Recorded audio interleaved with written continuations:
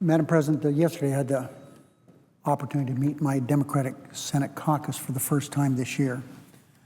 It was the first opportunity for all of us to sit down together, to break bread, and discuss challenges and opportunities that we all face.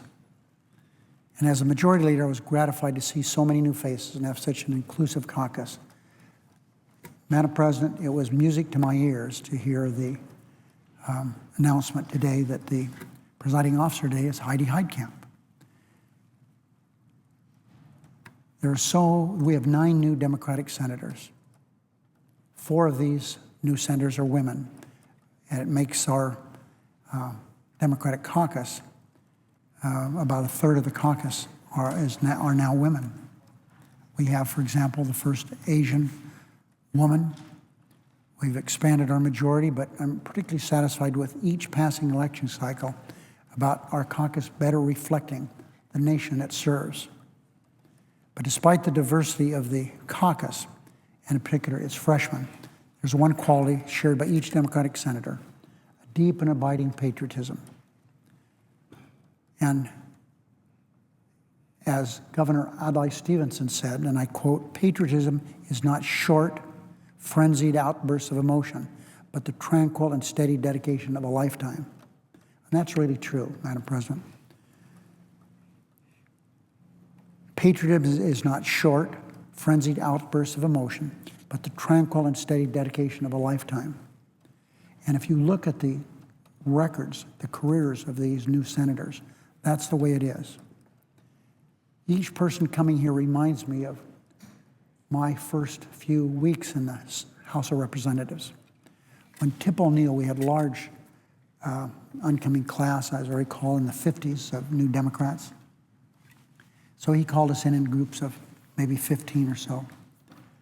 And he told us something that I've always remembered. He said, "Each of you are successful politicians, or you wouldn't be here." And that's really true. I say that to each of my new senators. You're successful politicians. And there's nothing wrong with the word politician. I'm proud I am a politician. I'm proud I serve in government, and we should each be the same. So I'm pleased now, and I was pleased yesterday, to be surrounded by so many dedicated public servants, new members and old alike, who've devoted their lives to making their individual states and our shared nation a better place to grow up, grow a family, and grow old. Each new Democratic member is accomplished, I repeat, in his or her own right. Our new caucus members include a couple of former governors, Harvard law professor, an engineer, just to name a few. But while they have each accomplished so much already, their greatest achievement are still ahead of them. I know they'll look back with satisfaction on the work we do together in the United States Senate. Our caucus, this Congress, and our country face immense challenges. And as we approach these tests and trials, this diverse group of Democratic senators will be united by a single objective: to fight for fairness and balance on behalf of the middle class.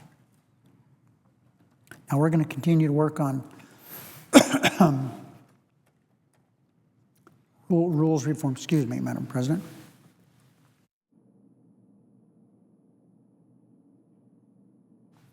We'll continue to work with the Republican leader on a package of reforms that I hope we can agree on. As I've said before, if we don't agree, then we're going to do something as a Democratic caucus alone. I do remain cautiously optimistic that we'll be able to move forward on a bipartisan basis. I hope we can do that. If we do that, and I'll have more to say about that if in fact we can do that, is we're not going to get everything we want. The Republicans aren't going to get everything they want, but maybe we can find a sweet spot in the middle and come up with something that's going to make the Senate more efficient. However, Democrats reserve the right of all senators to propose changes to the Senate rules, and we'll explicitly not acquiesce in the carrying over of these rules from the last Congress. There must be some agreement reached, or we'll have to use other means to make the Congress, and especially the Senate, more efficient.